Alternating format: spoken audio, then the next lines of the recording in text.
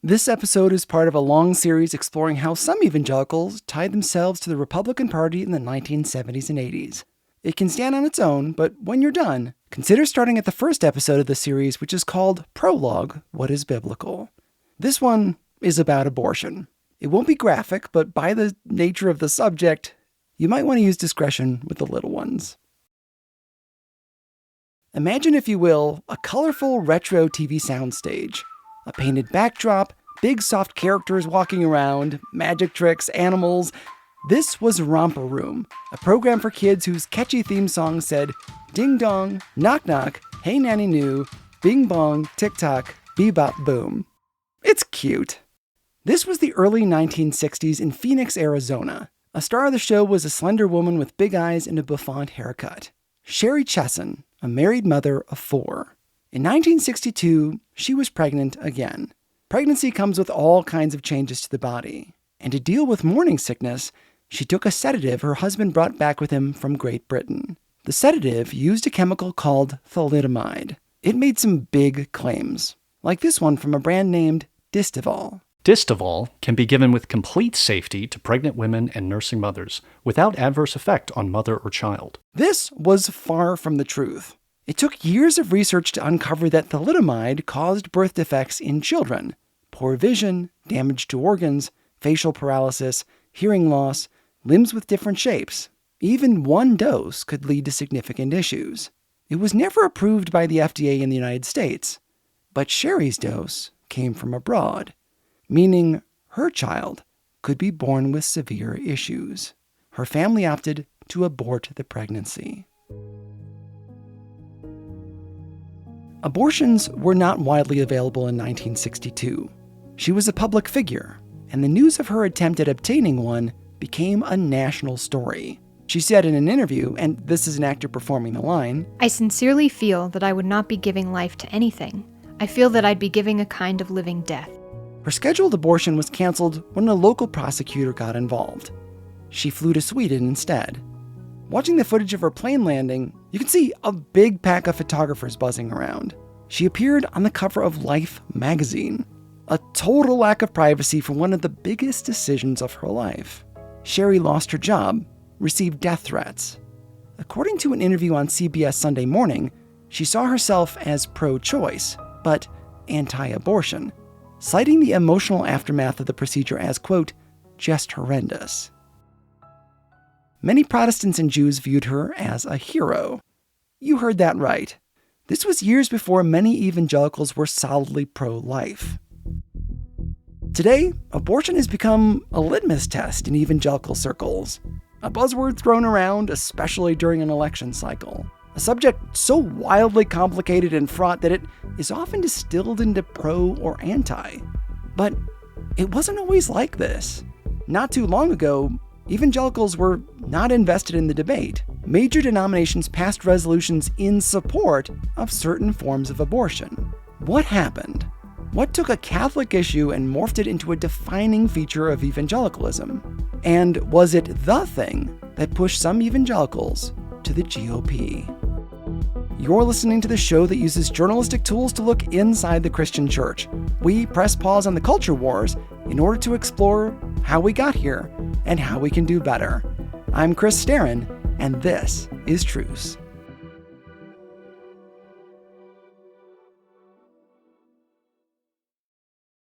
Let's meet our guide for the topic today. So I'm Daniel Williams. I'm an associate professor of history at Ashland University in Ashland, Ohio. I have written widely on the history of American religion and politics and the history of the pro-life movement and abortion politics in particular.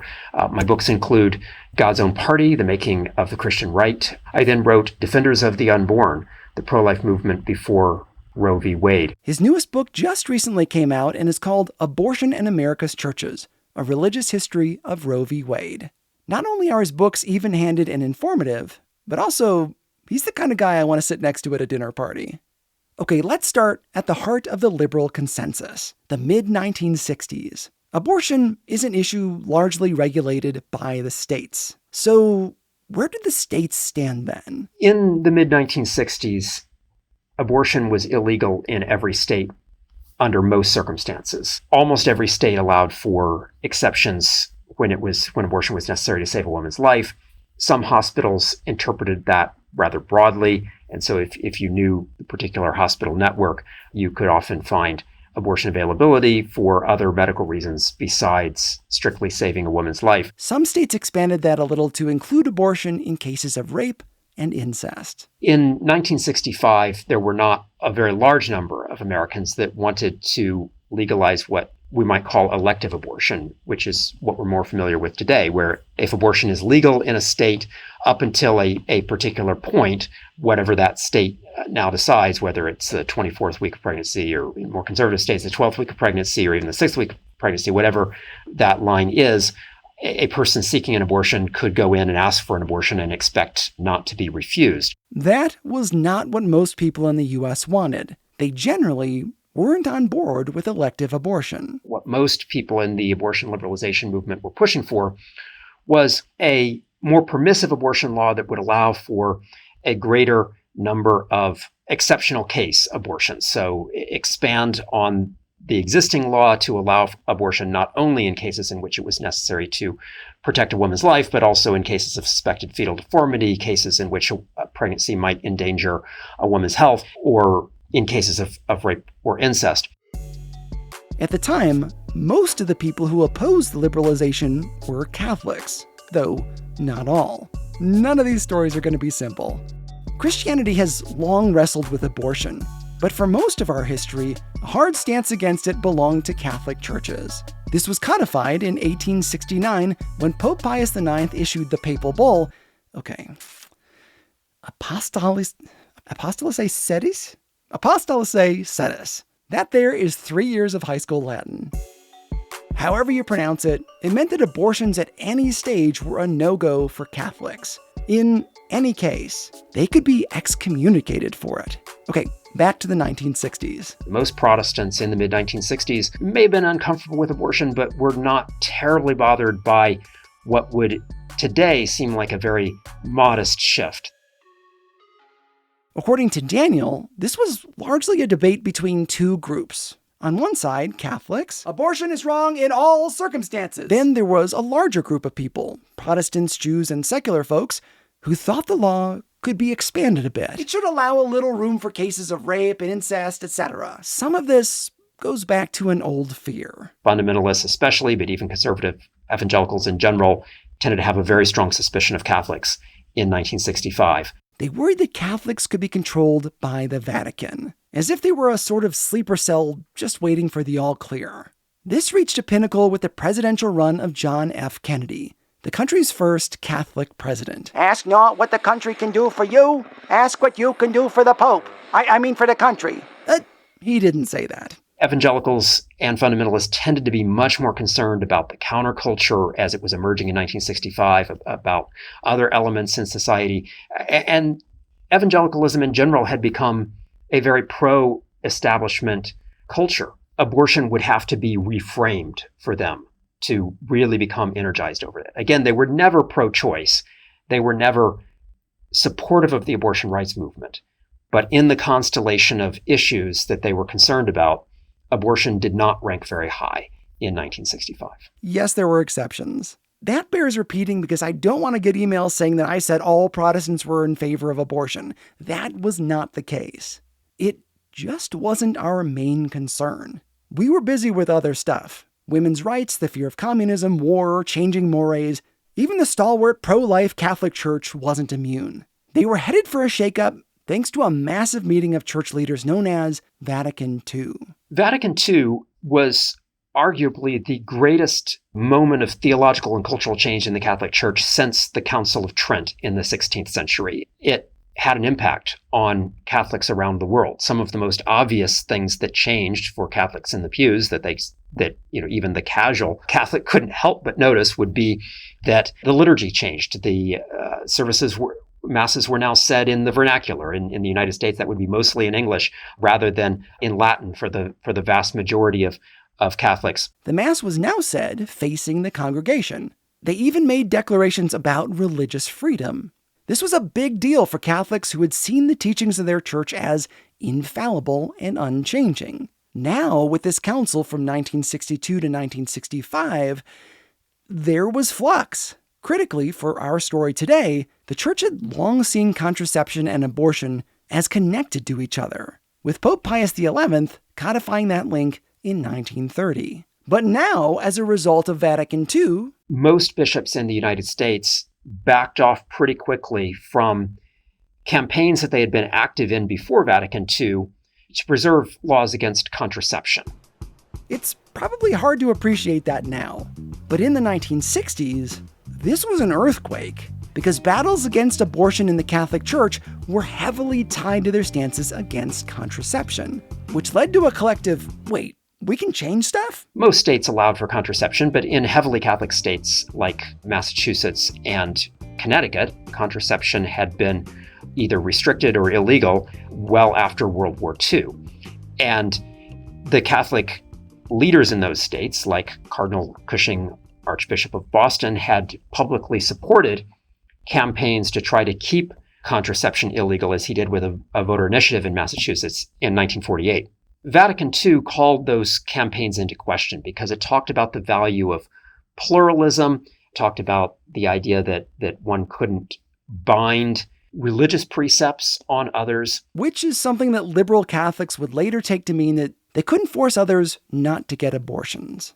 Still, Catholics in general stood against abortion, even though the battle against contraception just got a little wobblier. For a lot of lay Catholics, it shook their faith in the church as an unchanging moral standard. So before the mid-1960s, a significant number of Catholics were very uncomfortable with the church's teaching on contraception. Already by 1960, about a third of married Catholic women of childbearing age were using forbidden forms of contraception. But a lot of them felt conflicted about it. A lot of priests described people repeatedly coming to the confessional, asking for absolution for these actions. There was not an organized movement among lay Catholics to simply openly defy church teaching.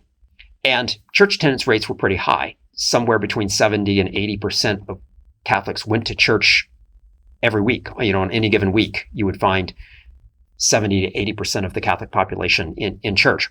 After Vatican II, that changed pretty rapidly. The church attendance rates started to fall off, and a far greater number of lay Catholics began using forbidden forms of contraception, oftentimes now without apology, feeling like this was their right, that the church was simply out of step with society and that God would understand. And so they began to think of ultimate source of moral authority as no longer being exclusively rooted in the Catholic magisterium. But even the Catholic magisterium would have to come to terms with a larger society and ultimately with the individual's own conscience. There was also a loss of political influence.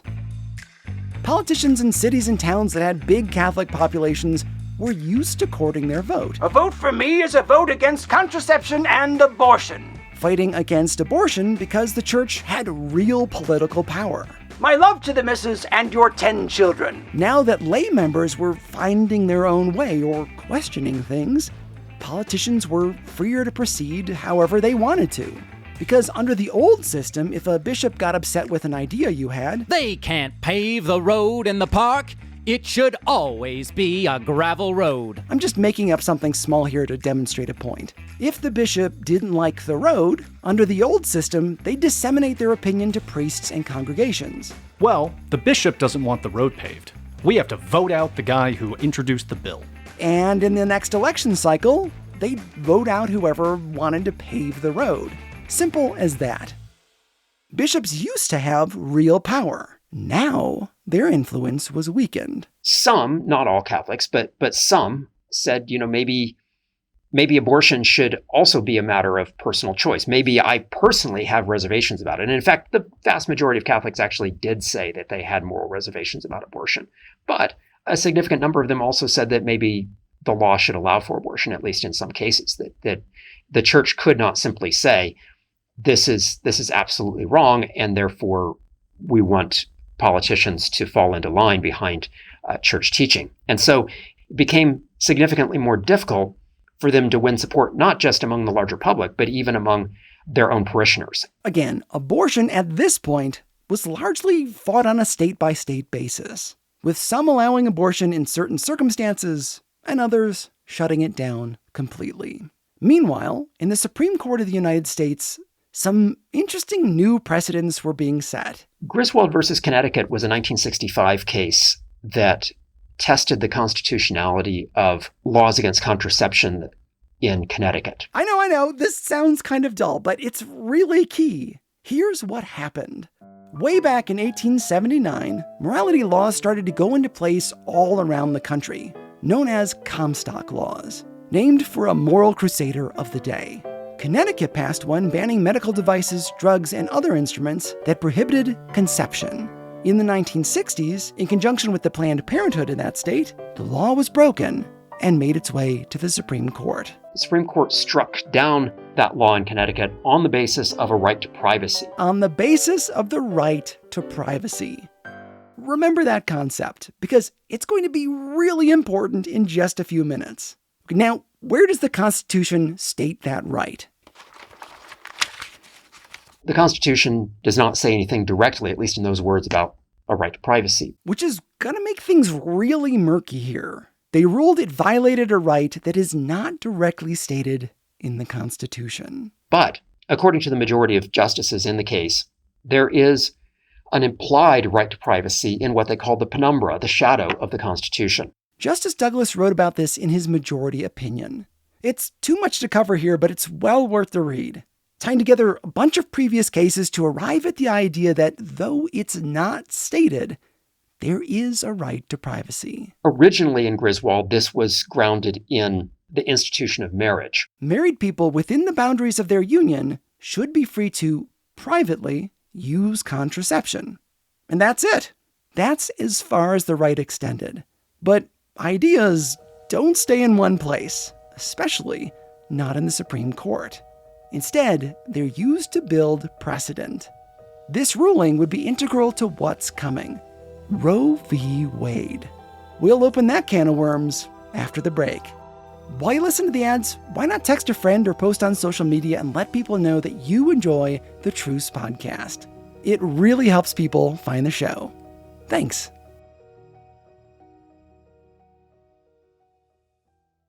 Welcome back. Today I'm talking about a little subject you may have heard of: abortion. It started out as largely a Catholic issue. According to historian Daniel Williams, before the late 1960s, most theologically conservative denominations in the United States didn't take a stand against abortion. Many evangelicals believed it could be justified in cases of rape or for medical necessity. Ronald Reagan, not yet the darling of the religious right, thought that women should have the right to terminate a pregnancy that endangered their physical or mental health. He signed a bill legalizing some forms when he was governor of California. According to Daniel, Catholics therefore stood almost alone. For quite a while, it seemed like the pro-choice movement was winning. In 1967, North Carolina passed an abortion legalization bill allowing for cases of fetal deformity, rape, incest, and danger to a woman's physical or mental health. Colorado and California passed similar bills. Then came Georgia in 1968, Arkansas in 1969, South Carolina and Virginia in 1970, and many other states. It's going to be hard to remember this in just a moment, so stop and think for just a second. If the pro-abortion side would have stopped here, they'd have achieved a lot of their goal. You could almost argue that this was a moment of compromise. Elective abortions were illegal, so the pro-life side had something to hold on to. Yet they were available for women in bad circumstances, so the pro-choice movement had something. For a short breath, it was like we as a country had struck a balance. But we Americans have a hard time maintaining a balance. Starting in 1970, the debate stepped up to a new level. No state before 1970 had allowed for elective abortions. Elective abortion means a woman who wants one can get one for any reason. No emergency required. Up to this point in our story, no states allowed for elective abortion through the 1960s. If they allowed for abortion at all before, it was for limited circumstances like rape, incest, or danger to a woman's health. But laws were liberalizing. And in 1970, 4 states did so, one of which was New York. But New York's policy was the most sweeping in a couple of areas. One was they allowed elective abortion up to the 24th week. Some of the other states, like Washington State, only did so up to the 20th week. But the major change, the major point of significance was that New York had no residency requirement. Meaning women from all over the country, hey, the world, could travel to New York and have a procedure done, regardless of the laws where they lived. By the late 1960s, only 20% of Americans even wanted this. But the move had strong support from the National Organization for Women and Governor Nelson Rockefeller. Wait, that name sounds familiar. Oh yeah, he was the guy defeated by Barry Goldwater in the 1964 GOP presidential nomination. Yes, elective abortion was supported by a Republican governor of New York, soon to be Gerald Ford's vice president. Within just a few months, New York was performing 200,000 abortions per year, which was a much higher number of legal abortions than had occurred nationwide the year before. 200,000 abortions in 1 year in just one state. 200,000. That's about the population of Little Rock, Arkansas, in one fell swoop. The year before, the entire country had only 1/8 of that number. In his book, Daniel recounts how nurses quit their jobs in New York after seeing what looked like fully formed babies left to die of exposure or piled in trash cans. 83% of OB nurses under 30 did not want elective abortions. Again, young nurses, those under 30, were overwhelmingly against elective abortion. A nurse spoke to RN Magazine about second trimester abortions using saline solution. The fetus at this point is unmistakably a baby. It looks unmistakably like the preemies next door. It's terribly hard to escape the conclusion that when saline is injected, a baby is killed. How can we, who have dedicated our lives to preserving human life, accept this responsibility? Ironically, male doctors who supported abortion as helping women clashed with largely female nurses who detested the procedure. 85% of gynecology and OB nurses opposed elective abortions. That then led to a national backlash from people who had been kind of on the fence about abortion law liberalization. Christianity Today magazine's editors, for example, had been very cautious about abortion law liberalization, but this pushed them firmly into the anti-abortion camp, that if abortion was going to not simply allow for some exceptional cases like a woman who had been raped having an abortion, but instead simply open the floodgates to anyone who wanted an abortion to have one from anywhere in the country, then that led many people to say maybe that's too much. And even for people who were not really that strongly opposed to abortion, this not in my backyard phenomenon took over. And so in states like North Dakota, for example, that played a major role. There was an abortion referendum in 1972 that failed, so abortion remained illegal in North Dakota at that point in late 1972. And one of the reasons for that was that people said, we don't want North Dakota to become like New York. We don't want to end up like New York. New York's Right to Life, the pro-life organization, grew to 200,000 members in response. The Southern Baptist Convention issued a resolution in 1971 stating that abortion was okay in cases of rape, incest, clear evidence of severe fetal deformity, and carefully ascertained evidence of the likelihood of damage to the emotional, mental, and physical health of the mother, but opposed making it a decision between a woman and her doctor. Still, a pretty liberal stance on abortion from, of all places, the SBC. The somewhat pejorative phrase that was used was abortion mill. We don't want abortion mills. We don't want these places that are just churning out abortions for anyone that wants them. After 1970, there were no states that legalized elective abortion until Roe v. Wade in 1973. So a movement that had been gaining quite a bit of ground, making abortion legal, at least in limited circumstances, in more than a dozen states up through 1970, was suddenly stopped in its tracks. Now, there were still plenty of people that supported legal abortion, but they did not have the political power in their states to pass abortion legalization measures anymore. The backlash created a cause that pro-lifers could hold on to. And pretty recently, it looked like their case had been stalled. Now, they had renewed energy. Meanwhile, the Nixon administration was concerned about a hip new topic: overpopulation. The spark came from an unlikely source: The Tonight Show with Johnny Carson. A handsome Stanford biologist, Paul Ehrlich, walked onto the TV stage with his salt and pepper beard and advocated that humanity should limit the number of children. He was a frequent guest. His smash hit book, The Population Bomb, told people that the Earth would soon run out of food because of population growth. The book has been deeply critiqued by any number of people for good reason. For example, it predicted that India would starve by the 1970s. It didn't. In a 1970 interview, he said that, "Sometime in the next 15 years, the end will come. And by the end, I mean an utter breakdown of the capacity of the planet to support humanity." Which would have meant the end of the world by 1985. Just about the same time Hal Lindsey predicted in the late great Planet Earth. Both were wrong. Ehrlich encouraged people to commit to ZPG, zero population growth. They even wore buttons on their lapels to show their support. World leaders took this to heart, with India's government leaning into eugenics, sterilizing, often forcibly, 8 million of their own people. President Nixon, a Republican, said that those who couldn't afford contraception should be able to get it free from the government. The Department of Defense was mandated to offer abortions at military bases, regardless of whether or not it was legal in that state, to keep the population bomb from going off. It only got more complicated.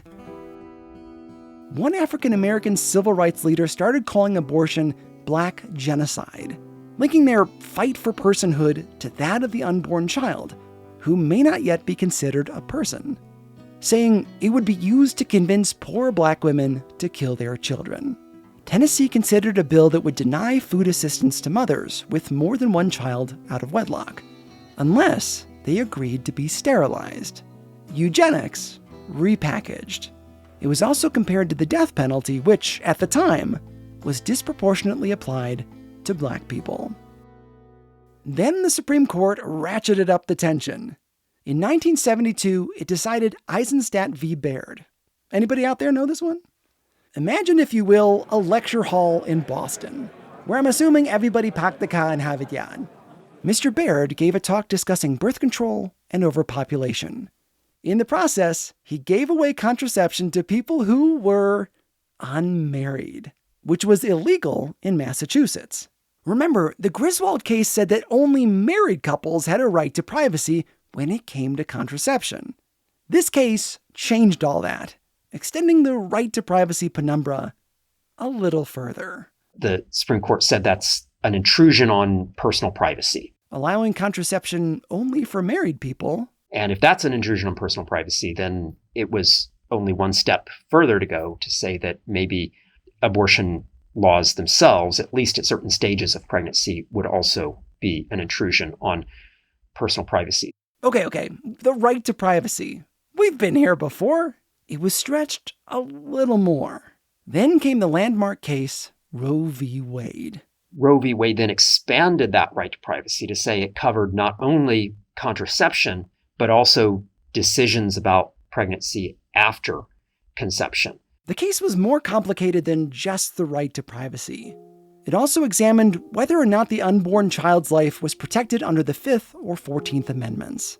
As Daniel pointed out in one of his books, Roe was a case of two competing constitutional rights. Regardless of which one, another would be nullified.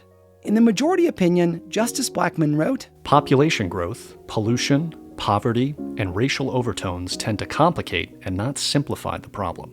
Population growth! There it is! Did you catch it? The population concern was on their mind. Anyhow, when Roe was decided, it did not make abortion legal in all cases, as our popular imagination might lead you to believe. Instead, it said that states could not restrict abortion in the first trimester. In the second, they could impose limitations as they concerned a woman's health. And in the third trimester, once a fetus reached viability, they could regulate or outlaw abortions. But state laws had to make room for abortion if a woman's health or life was in danger, leaving 46 of the 50 states to rewrite their abortion laws. I don't generally love the idea of bringing this season into the present, but we've got to talk about the 2022 case, Dobbs v. Jackson Women's Health Organization, which overturned Roe, because it demonstrates something else that came into play as the GOP moved to the right: constitutional originalism. Dobbs was only possible in its current form after a number of conservative originalists had been appointed to the court. In the 1960s and early 1970s, there were no justices on the court that we would really call originalists in the Scalia or certainly Thomas sense of the term. Instead, it was universally assumed on the Warren Court. Stop. Okay, pause there for just a second. We keep hearing this term this season, the Warren Court. As a reminder, Earl Warren was the Chief Justice of the Supreme Court from 1953 to 1969. He was the Chief Justice that the John Birch Society hated so much. You remember all that, right? He oversaw Brown v. Board, as well as decisions that ended prescribed prayer and Bible reading in public schools, and cases that determined a right to privacy. Okay, rewind a little and go back to Daniel. It was universally assumed on the Warren Court that the Constitution had to be read through the lens of contemporary concerns. So Brown versus Board is an excellent example of that. Brown versus Board strikes down Jim Crow laws as far as public schools are concerned, in ideas that the decision itself explicitly says were not there at the time of the 14th Amendment. And the reason that the Chief Justice Warren said that was because he had to deal with the argument that at the time of the 14th Amendment... We gotta pause there again. The 14th goes back to the American Civil War and allowed for all people born on U.S. soil to be American citizens, including formerly enslaved people. Okay, sorry about that. We're gonna rewind one more time. At the time of the 14th Amendment, there were segregated schools, and people were not making an attempt to use the 14th Amendment to rule against segregated schools. So he explicitly said, here were the reasons why this was a concern in the 1950s in a way that it had not been in 1868, that he was reading what he believed was the intention of the amendment or the promise of the amendment, but reading them through the concerns of a contemporary situation that he said did not exist in 1868. And all 9 justices signed on to that opinion. To summarize, in the Warren Court, it was established that justices could interpret the Constitution based on changing times. This met with hard resistance from constitutional originalists. We'll cover it more in depth later this season, but essentially, it argued that justices couldn't do what the Warren Court had done. But having issued Brown without seeming controversy, at least on the court, there was an enormous controversy in society, of course, but having gotten a unanimous court in favor of Brown versus Board, the Warren Court proceeded then on a whole lot of other issues, many of which are much more obscure than those in the Brown decision, to apply non-originalist readings to constitutional interpretation. And so Griswold was part of that. Griswold found a new right, the right to privacy, that was not explicitly protected in the Bill of Rights. Now that we have an originalist court, in the 2020s, that court is pushing back against rights that were not explicitly outlined in the Constitution. And for a while, we had conservative justices who had a very strong respect for precedent. And to a certain extent, I think Chief Justice John Roberts still does. Today, the majority of conservative justices are not even where Roberts is. They're much more interested in going back to what they would consider original interpretations. And so that was a question with Dobbs. How far will the court go? Because so much has been based on the right to privacy, not just abortion rights, but also same-sex marriage. For that matter, even before same-sex marriage, striking down anti-sodomy laws is unconstitutional. Nearly all of it has been based on this particular reading of the 14th Amendment that reads into that the right to privacy as Roe v. Wade did. So if you're not going to accept the existence of a right to privacy, what else is likely to be struck down? According to Daniel, not all originalist justices want to do away with the right to privacy in all cases. Justice Kavanaugh, in his opinion, did not want to apply this to all cases outside of Roe. Justice Thomas, though, did. Either way, these rulings have made some people uneasy. Could questioning the right to privacy topple a series of decisions outside of abortion? Because the Roe case and others were based on something not explicitly established in the Constitution, could they go away?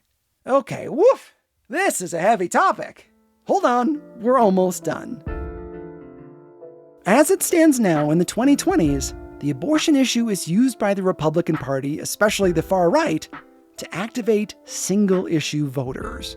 Vote for candidate X because they're pro-life and don't look at any of the other issues. The grown-ups will take it from here. It can seem like this has always been the case, but it hasn't. In 1973, the year that Roe was decided, 51% of Americans opposed elective abortions. In fact, at the time, the pro-life stance was bipartisan. I mean that. Polls showed that 48% of Democrats in 1976 were in favor of a constitutional amendment to ban abortion. Nearly half. With Democratic voters actually slightly more inclined than Republicans to support a human life amendment, which would have protected life from the moment of conception. But the Democratic Party was being pushed by its far left, which wanted to legalize abortion on demand. For the election of 1976, the year Carter won the presidency, the Democratic Party's platform committee had a problem. They couldn't outright denounce abortion for fear of alienating the left, but they couldn't endorse elective abortions because it was so unpopular with the base. So they tried to find some middle ground. They came up with a compromise of sorts, and it doesn't really work. Here's an actor reading from the platform. We fully recognize the religious and ethical nature of the concerns which many Americans have on the subject of abortion.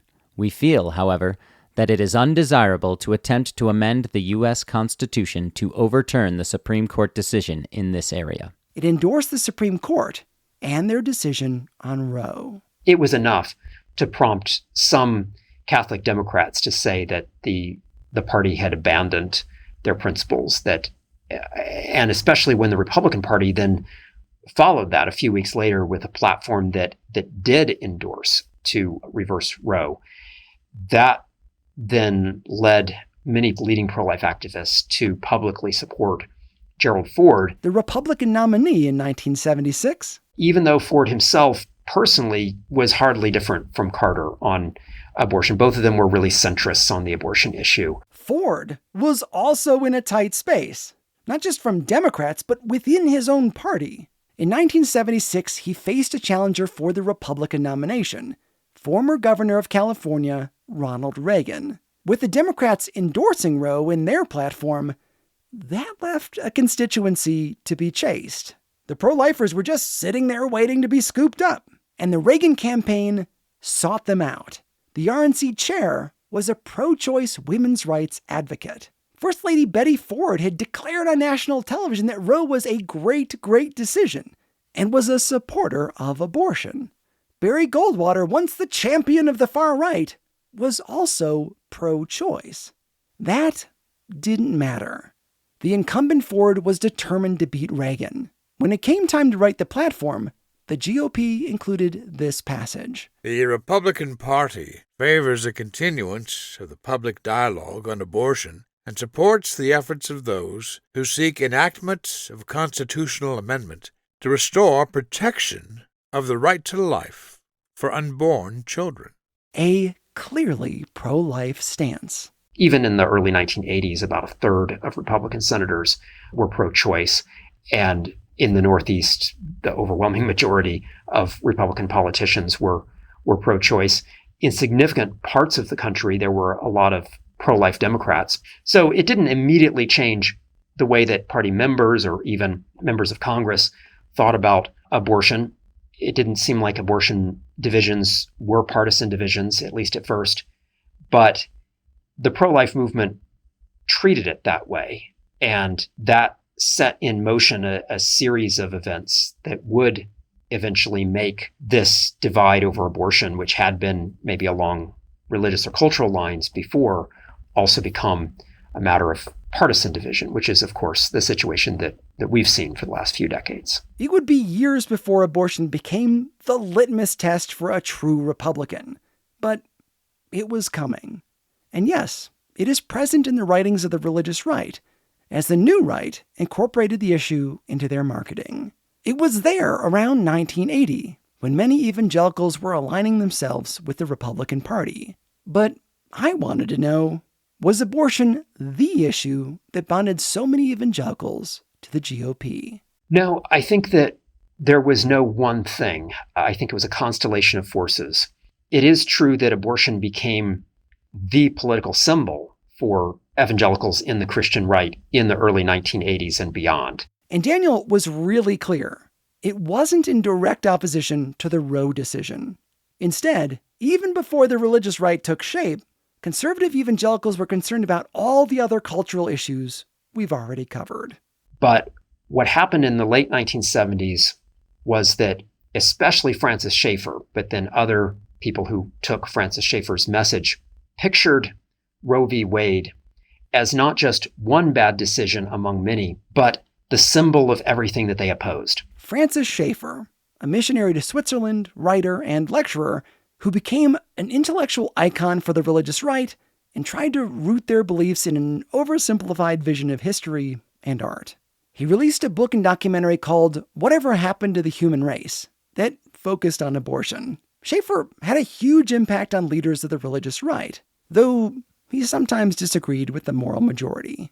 By focusing on the Supreme Court's decision in Roe v. Wade as the ultimate symbol of a Supreme Court that had rejected God, of a feminist movement, of the sexual revolution, and of killing unborn babies, Francis Schaeffer was able to repackage Roe v. Wade as the worst Supreme Court decision in history and the sign of a culture that had rejected God.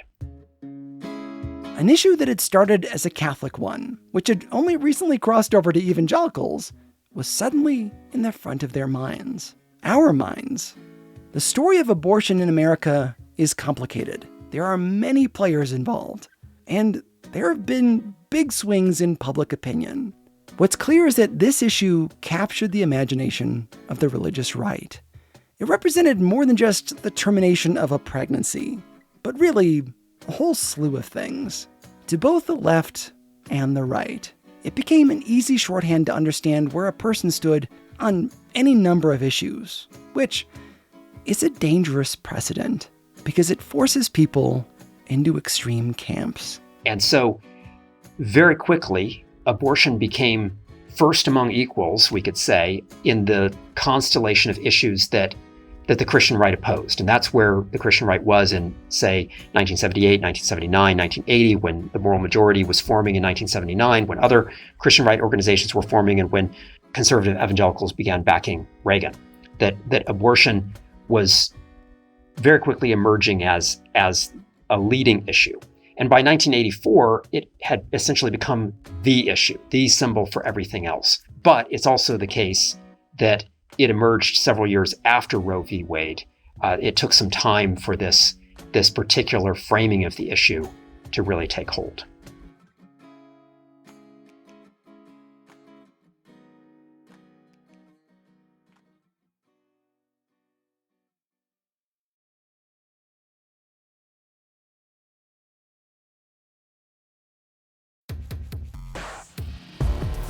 Special thanks to Daniel K. Williams. He's written 2 books on abortion, including Abortion and America's Churches, A Religious History of Roe v. Wade, and Defenders of the Unborn. I'm grateful to Oxford University Press for sending me a copy so I could put this episode together. He's also the author of God's Own Party, a surprisingly approachable recap of what drove some evangelicals to the Republican Party. By the way, according to the CDC and the Pew Research Center, the number of legal abortions occurring in the United States peaked in 1990. Since then, the number has halved. Though interestingly, they've been going up since the Dobbs decision overturned Roe. This is likely due to the rising number of abortions overseen via telehealth. I used a bunch of other sources on this episode, including oea.org, which I refer to frequently when I'm working on stories about the Supreme Court. For a complete list, please check your show notes or visit the website at trucepodcast.com. While you're there, consider giving a little each month to help me make this show. Even $10 a month goes a long way. You can give via credit card, check, Venmo, so many ways. This show is listener supported, and I'm doing it full time. That means long hours at the computer writing, researching, editing, and someday I'd love to hire some producers to help out. There are not a lot of Christian podcasts diving deep into these big issues like this. If you like what you hear, please consider supporting the show at trucepodcast.com/donate. Thanks to my friends who gave me their voices for this episode, including Chris Sloan, Kenneth Forte, Josh Griffith, and Bob Stevenson. Truce is a production of Truce Media, LLC. God willing, we'll talk again soon. I'm Chris Staron, and this is Truce.